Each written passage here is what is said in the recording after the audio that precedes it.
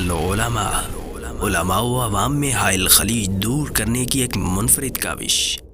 بسم اللہ الرحمن الرحیم۔ لجنۃ العلماء للافتاء، فتویٰ نمبر 63، 16 جولائی 2021۔ سوال: ایک عورت نے عدالت میں دعویٰ تنسیخ دائر کیا جبکہ وہ عورت اپنے خاوند کے گھر میں تھی۔ خاوند کو اس دعوے کا علم نہیں تھا۔ کچھ عرصے بعد عدالت نے تنسیخ کر دی۔ وہ عورت خاوند ہی کے گھر میں عدت گزارنے لگی اور خاوند کو اس کا علم نہیں تھا۔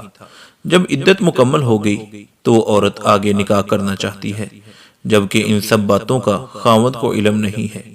کیا وہ عورت نکاح کر سکتی ہے جبکہ وہ عورت اب تک بھی اپنے پہلے خاوند کے گھر میں ہے؟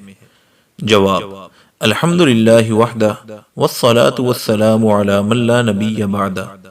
قاضی کو فیصلے کا اختیار ہے، فیصلہ درست ہو یا غلط بہرحال نافذ ہوتا ہے۔ رہی بات یک طرفہ کارروائی کی تو فاضل جج اس کا جواب دہ ہے، البتہ تنسیخ نکاح کے حکم نامے سے نکاح ختم ہو گیا ہے۔